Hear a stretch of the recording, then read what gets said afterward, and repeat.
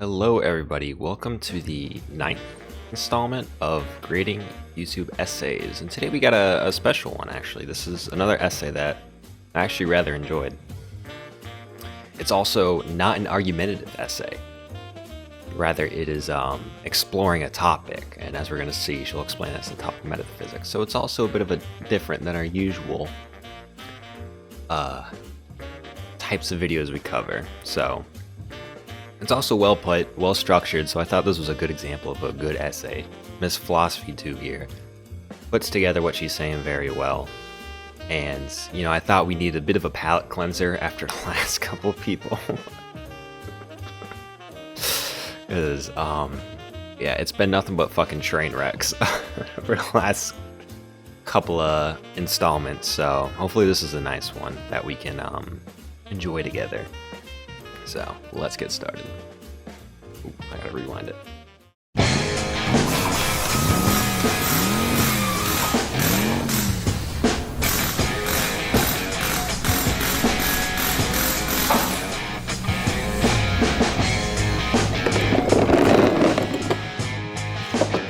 Hi, my name's Abigail. I've just been doing a little bit of body modification work. Welcome to Philosophy Tube. Every now and again when I'm out and about in the world, I'll see somebody say something and immediately think, that's got to be an episode of the show. Usually it's somebody very passionately defending a philosophical viewpoint without necessarily realizing the depth of what they are saying. And to me, that's like the bat signal. I grab my tools and I go to work. I want to pop the hood on what they've said and take a look at all the philosophy inside. And today, I have found a doozy. There's a British website called Mumsnet. It's a forum for parents. And a while ago there was a thread that started with, "Mother is a social construct. Discuss." And one lady wrote, "Carrying and birthing my child was not a social construct." And I saw that and I was like, Philosophy Tube time, baby. This lady was actually making a metaphysical claim. Metaphysics is the bit of philosophy that broadly looks at existence. So, if ethics is, how do I be a good driver? And aesthetics is, how do I make my car look cool? Metaphysics is, what are cars? What are they made of? How do they work? If you were to take a class, you might look at things like causation, free will, space, and time. I once had a metaphysics lecture where the professor argued that time does not exist, which was very funny because, no joke, he turned up 10 minutes late. So when I saw that comment, I wondered two things. Firstly, what is a social construct? And secondly, why do people sometimes have such strong feelings about them? Fasten your seatbelts. Alright, cool. So let's talk a couple of things. First off, tone. It's good. It's fun. Someone's finally using the fucking visual medium well, which I know is ironic coming from me. I mean, look at what's happening on screen right now. But the tone is fun. So far, I like the tone. It's not like this kind of classical music playing in the background. Let's discuss it. It's like, yo, this is what I saw online. It's cool. Let's fucking talk about it. That's fun. It makes it so that people not experienced with the topic at hand are probably more welcomed. Then also, she gives a good overview of what we're talking about. Metaphysics. That's what we're discussing. She's telling us why she's doing it, because she saw some fucking Facebook mom group, whatever. So she's going to talk about metaphysics, and she has two questions on metaphysics. What is it, and why do people get so angry about it? That's her thesis. So the thesis is, let's find out what this is, let's look into it, and then maybe let's think about why are people so emotionally connected with these arguments in metaphysics and whatnot. So let's just give a +5 for tone and thesis. So we'll do +5 here, and let's give a little +5 thesis, huh? And let's continue.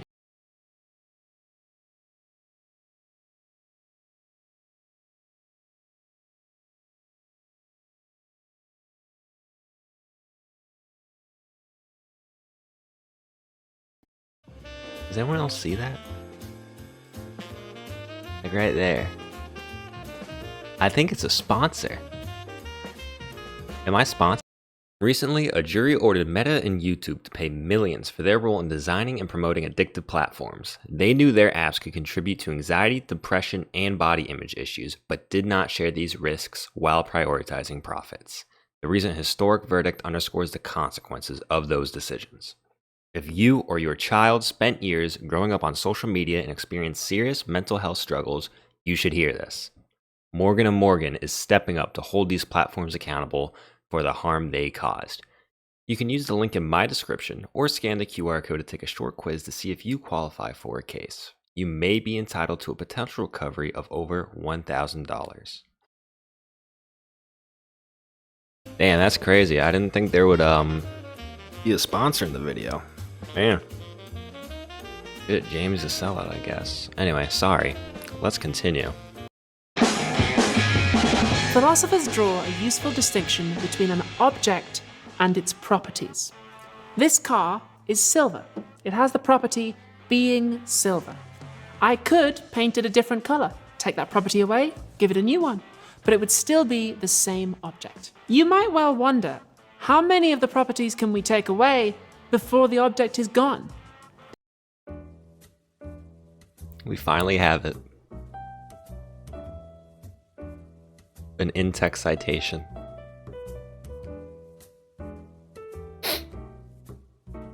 After so many hours of shit, we finally have an in-text citation. I can finally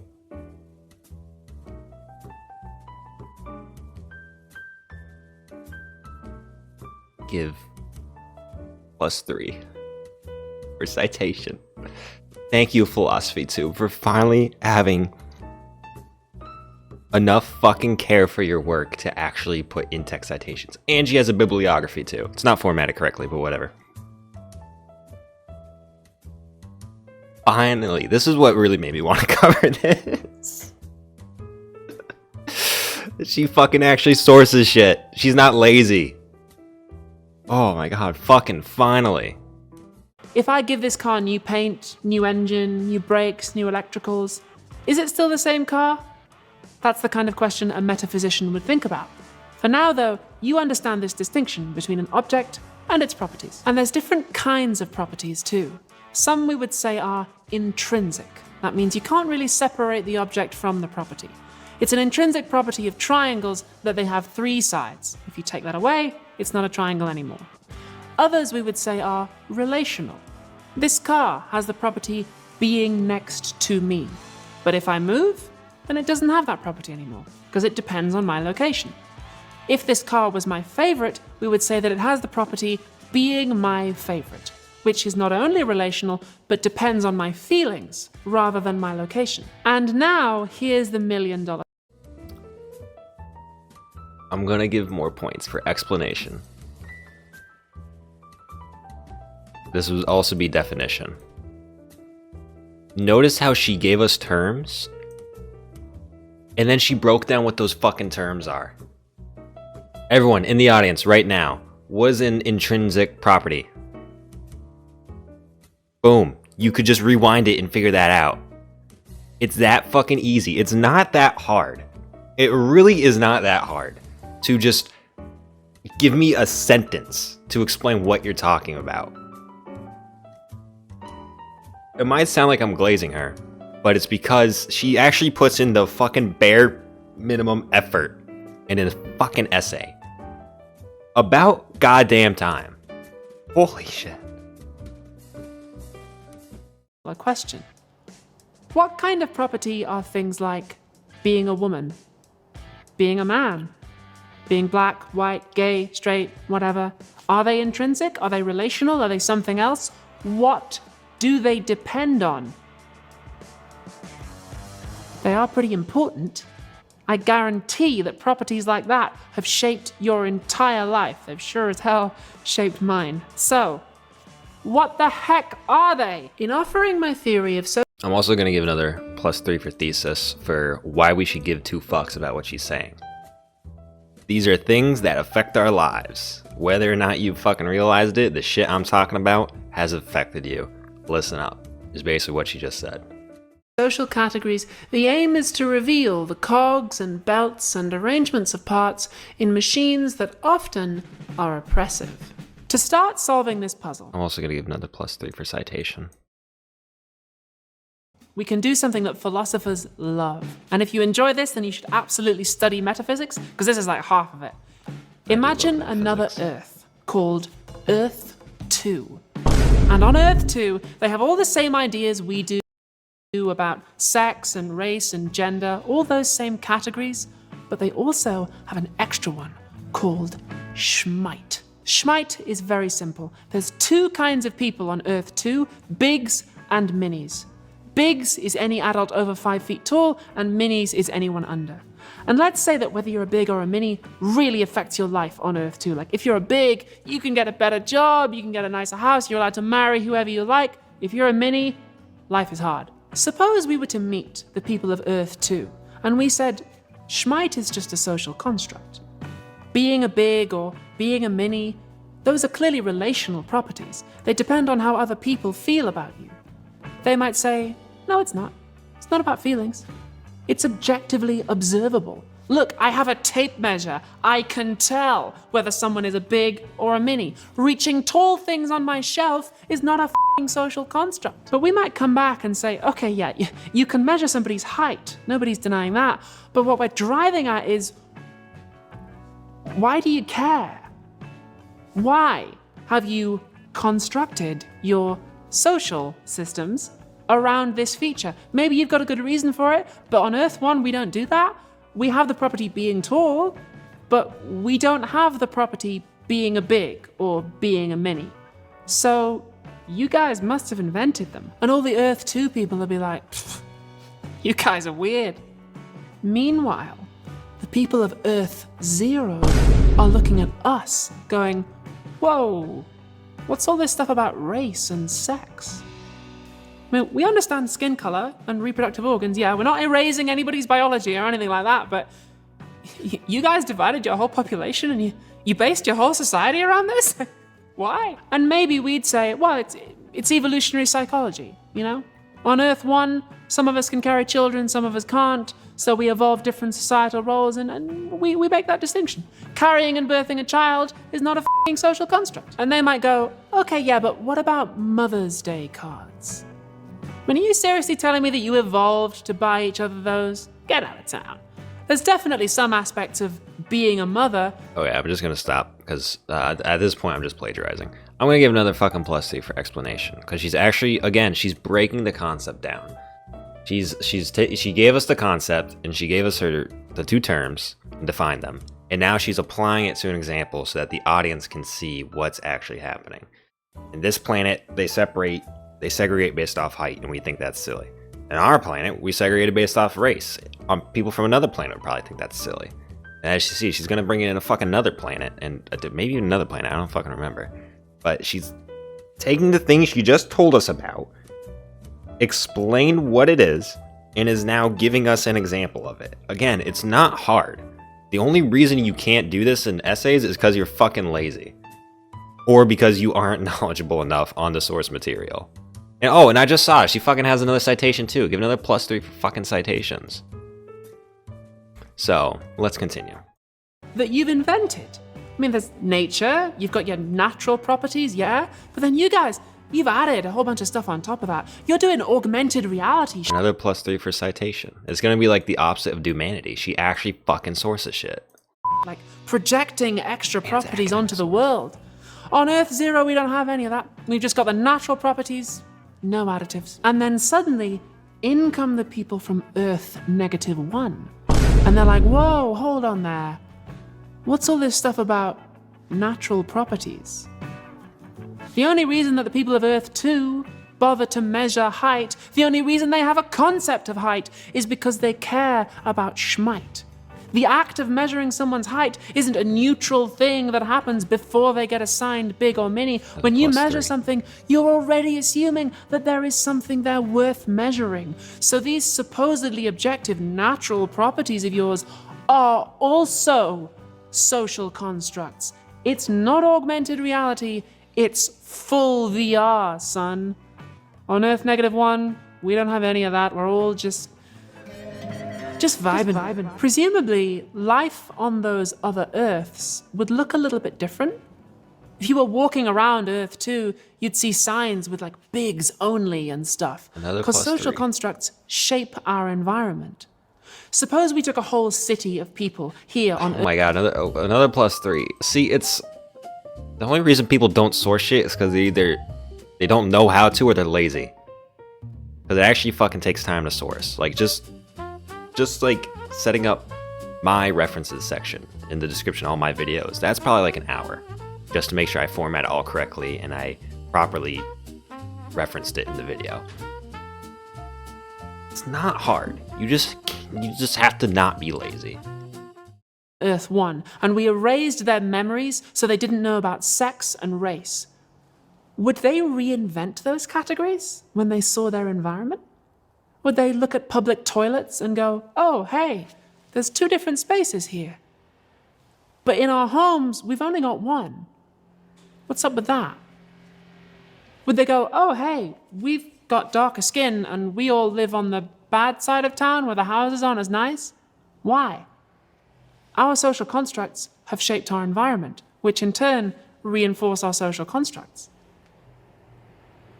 I think that was an episode of Star Trek, actually. So we've identified this whole layer of... I'm going to give another +3 for explanation. And to break it down, anyone that doesn't understand, basically she's saying there's social constructs and then environment. What she's saying is that our environment shapes social constructs. So this would be like sex, gender, race, whatever. Things that we observe in our environment, right? Certain people give birth, certain people don't. Certain people are black, certain people are white, blah, blah, blah, blah. So that is where social constructs come in. But then she's saying social constructs also influence environment, because like in a city, like say it's a segregated city based on race, you're gonna see only black people live in one area and only white people live in another area. So then that makes the environment different, and then that environment becomes the physical thing that then you base. So it's Ouroboros. It's cyclical. It's circle reasoning, whatever the fuck the term is called. But again, she's actually giving us something and fucking breaking it down. It's so good. Reality, which really affects our lives, but which we seem to be just inventing, at least to some extent. So, what is going on?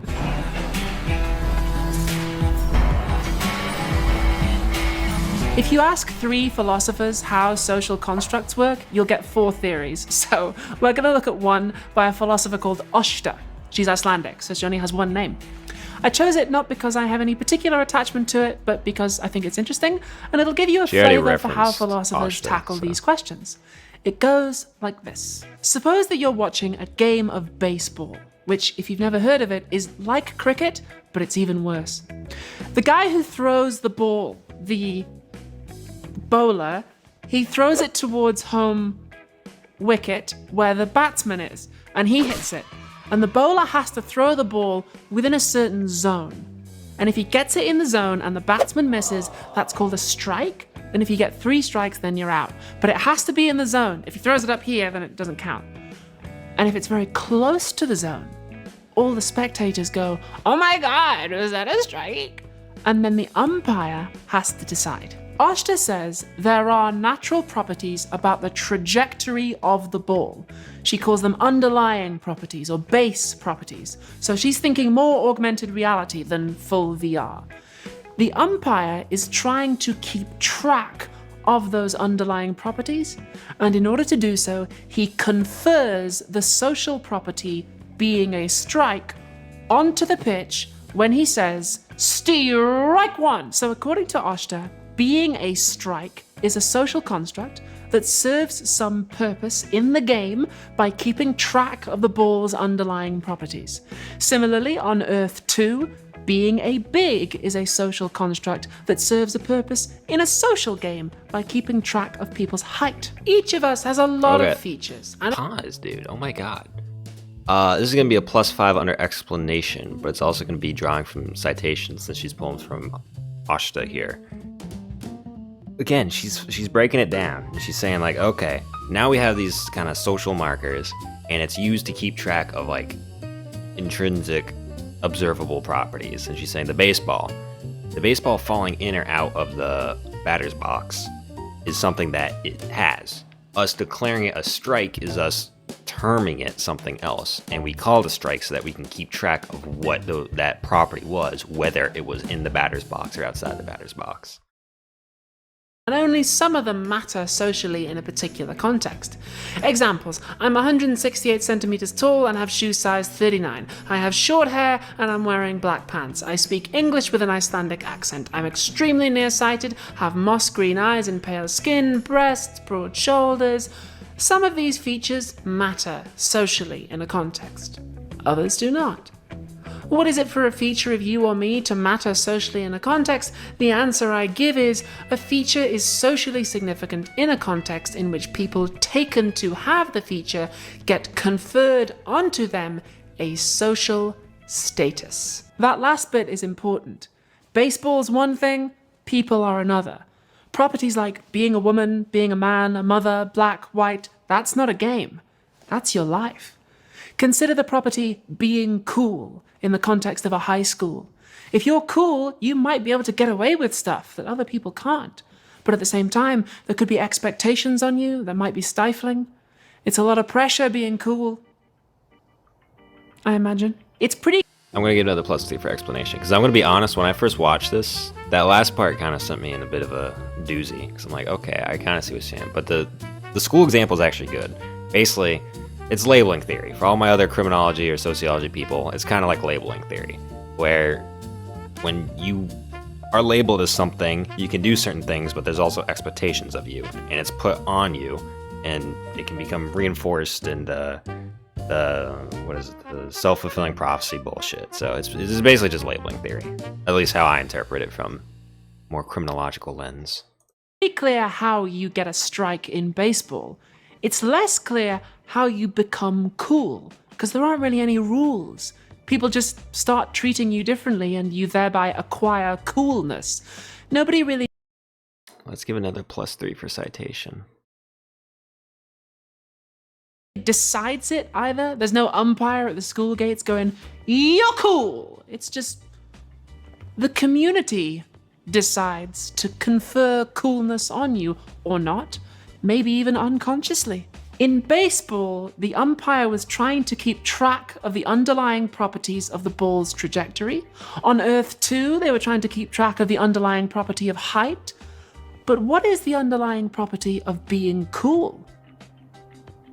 Well, there probably isn't just one, right? It's probably like a vague bunch of things, like wearing the right clothes and having the right attitude, liking the right music. It's not really a set list, and you don't have to have all of them. Philosophers actually have a word for this vague bunch. It's called a homeostatic property cluster. It comes from biology. Think about a word like mammals. Mammals have a whole bunch of properties. We have warm blood, we produce milk, we give birth to live offspring, and if an animal has enough of those properties, we say, okay, that's a mammal. But it's not a hard and fast list. The duck-billed platypus lays eggs, but it's definitely a mammal. Who decided that? Again, I'm gonna give another +2 for explanation. She gave us a term, and she fucking explained it, and now she's giving an example of it. It's good. I honestly, I don't have many things to say, because this is just competent. This is competent writing. Full stop. This is just competent writing. And as you can see, it's not that hard. You just have to know what you're talking about and not be a fucking idiot. So, let's continue. Yeah, we're mostly through the video and I've barely talked, because guess what? It's actually fucking good. It's actually good. This is an actually good essay. Is there a platypus umpire? No, sadly. It's the community again, the scientific community. The philosopher Richard Boyd says the whole point... Let's give another +3 for citation. She is citing other people. This isn't just her talking. She is citing other people, and these are people that are experienced in what they're talking about. So, again, we can trust what she is saying. Instead of just throwing fucking numbers or terms at us like other people have. Of classifying animals is to be able to predict and explain things about them. That's the science game, if you like. And that's why homeostatic property clusters are so useful. Properties in the cluster tend to occur together in nature, either because having one causes you to have the rest, or because there's some underlying mechanism that causes them to occur side by side. So, if you know that an animal has warm blood and it gives birth to live offspring, you can predict X, Y, and Z about it because the properties tend to occur together. When European scientists first encountered the platypus, they were confused. Some people thought they were faking, others thought they belonged in a category all their own, until they realized they had so many of the other properties in the mammal cluster that if you want to win the science game, you've got to classify them as mammals. On Earth Zero, there are no mammals. They know about warm-blooded animals, yeah, but mammal is a social construct that we use to keep track of certain underlying properties. And on Earth Zero, they play the science game differently, so they don't use that social construct. On Earth -1, they don't even have the underlying properties. They're all just like...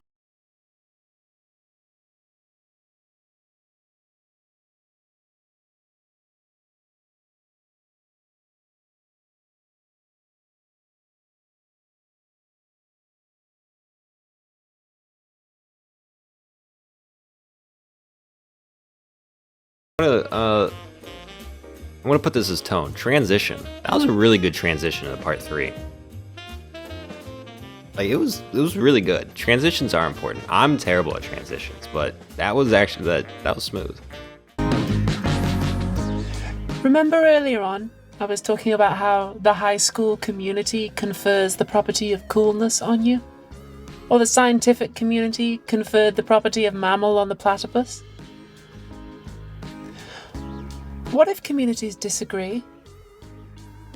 What if someone was like, actually, the only important thing for deciding whether an animal is a mammal is whether or not it lays eggs? What if the anime club think that you're really cool, but the Quidditch team don't? Are you cool? Another +3 for citation.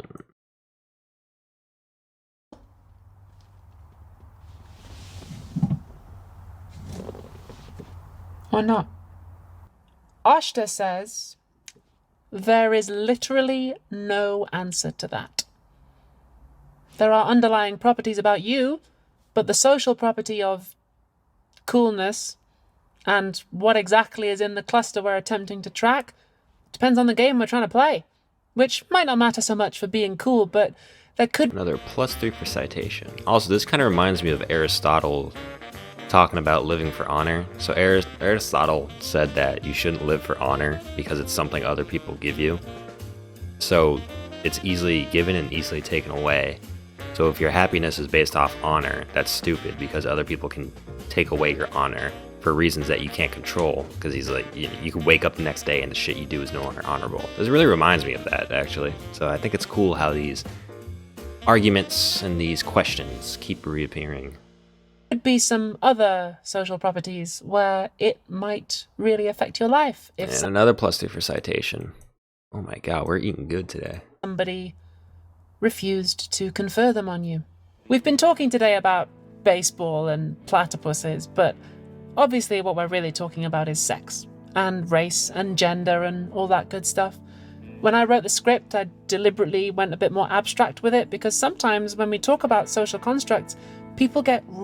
Okay, real quick. I'm also going to give another +2 for thesis because she's tying it back in and why you should care. Agree or disagree with whatever she's saying.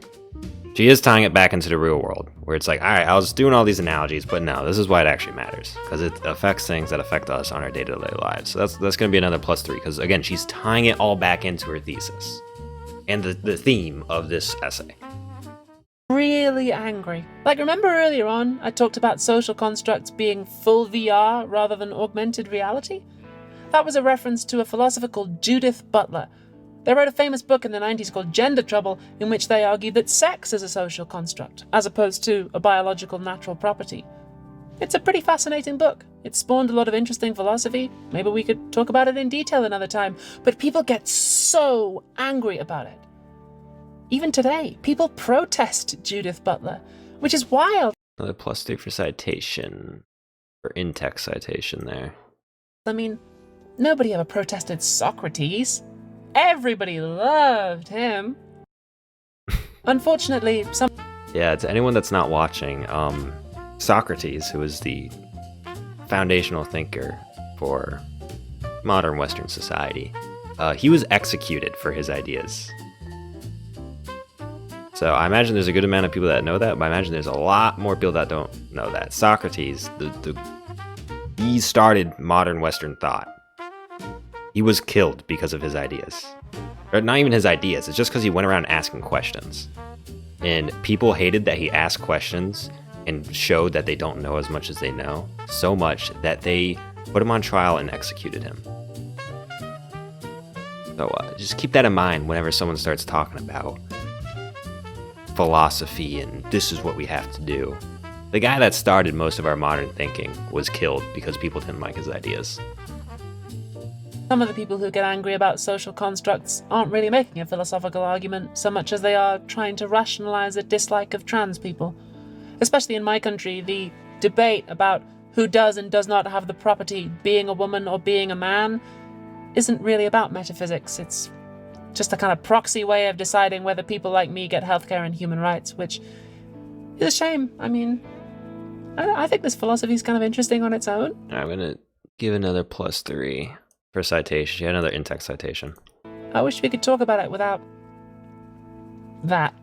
I said up top that social constructs are built into our environment, and the way we think about our environment facilitates different kinds of engagement with it. For instance, say you take... Another +3 for citation. This literally is the opposite of the Humanity the car video. in to have the airbags replaced after they've gone off, and the mechanic says, "Why did the airbags go off?" And you say, "Well, an onboard sensor measured a deceleration of greater than average braking speed, and that sent an electrical current along a circuit to a heating element, triggering a chemical reaction, releasing nitrogen gas." The mechanic might say, "Okay, but why did the airbags go off?"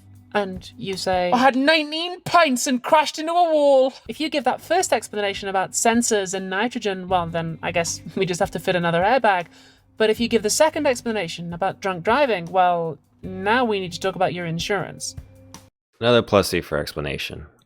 Now she's explaining that the context of what we talk about and how we frame things are important. Depending on how you explain the problem, different solutions present themselves. Yeah, when we talk about social constructs, the implication is that the constructs aren't fixed. We could change the stuff that we projected onto the world if we wanted to. At the very least, we could ask, why are we projecting this stuff? Whose interests does it serve?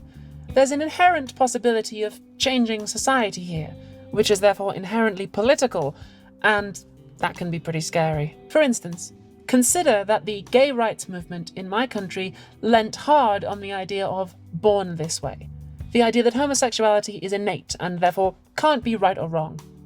We can imagine that on Earth 3, they made a different argument, more like whether it's innate or not, it's not the government's business, like a personal freedom line. I'm not saying either approach is better, I'm just saying we can imagine a world in which the meaning of gay is socially constructed differently. But if you say to a gay person, "Hey, you know homosexuality? That's just a social construct," we might be like, "Whoa, what are you saying?" Another +3 explanation. This is a really cool explanation, and I never really thought of it that way. Kind of yeah, like she said, the innate approach of, well, it's an innate characteristic, so it's not good or bad. Can't control it, versus a more libertarian approach where none of the government's fucking business what I do in the bedroom. Be cool. And then how she says, like, the two arguments that agree with each other, how you say them can make them conflict. It's really cool. She's good at communicating. Because the concept of gay rights is built on top of it. So it's worth remembering that we aren't really talking about baseball and platypuses. We're talking about people. And therefore, questions of justice arise in how we should apply this metaphysics. If Oshta is right, and man and woman are socially constructed categories that we apply in order to track some underlying cluster of natural properties, we might then ask, if we're playing the justice game, what should be in that cluster? And, separate but related question, what should the law say about it? I deliberately chose non-controversial examples today to help you get a grasp of the metaphysics without getting bogged down in questions of justice or pushing my own views. But it's worth remembering that that is an artificial separation.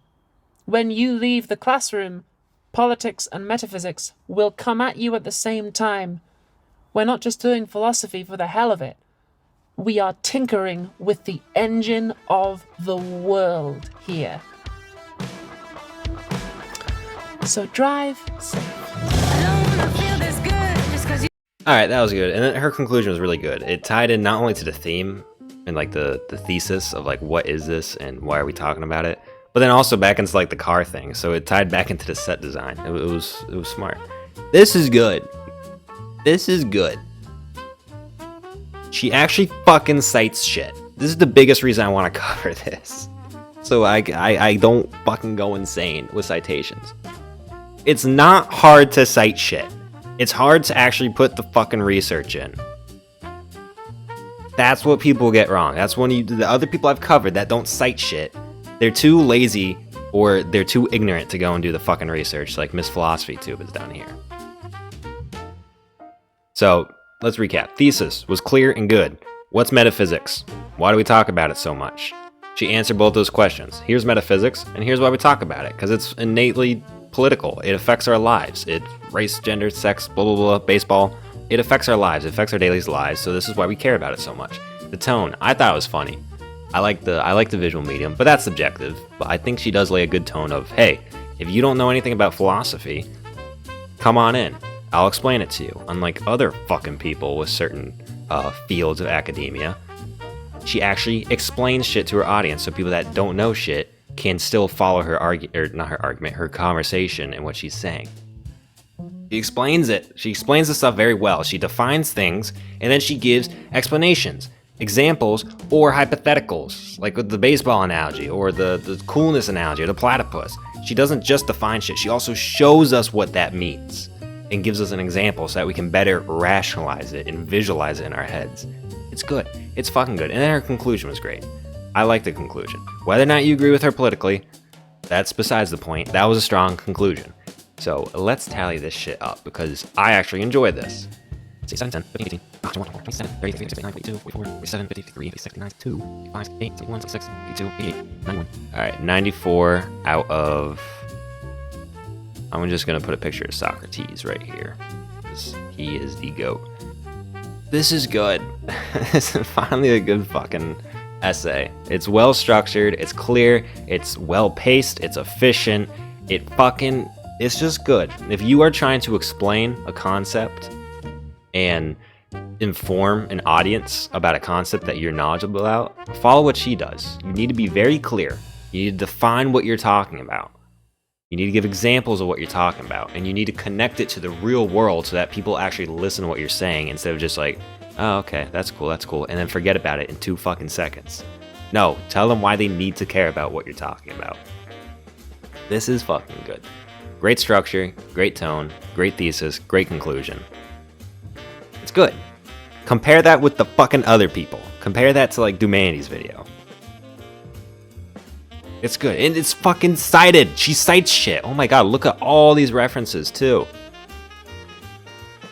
This is if you go into the description of a YouTube essay, this is what's going to tell you whether or not they give a fuck about what they're talking about. If they don't have a bibliography or references or source section, odds are they don't care enough about what they're talking about to actually go out and do the fucking real work, or they're too ignorant to go out and do the real work. Both cases, you should not be listening to them because they are not trustworthy orators. But if you do see one of these, that can tip you off to, okay, this person might know what they're talking about. Although, there is always the case of people citing shitty evidence. So, and I have been suggested some videos where that is done, and I will be covering them, so do not worry. Anyway, I thought this was a fun video. This is a lighthearted one. I know I didn't talk too much, but there wasn't much to say. This is a good educational video. A good palate cleanser. Let's see, next video, I don't remember what I have scheduled, but I'll probably switch it around. It will probably be something crazy, so don't worry. I will return to the crazy people, do not worry. I have seen the one video by Exquafante, I don't know if that's how you pronounce it, called like race relations, suggested to me a lot. I watched the first 5 minutes, and it seems interesting. So be ready for that. All the people that emailed me, I saw that. Don't worry, I am looking into it. But with that, have a good day. Also, thank you to Morgan for sponsoring. Thank you to you guys for giving me the platform to be able to take a sponsorship. And thank you, Philosophy Tube, for fucking writing a competent fucking essay for once. With that, enjoy the rest of your day.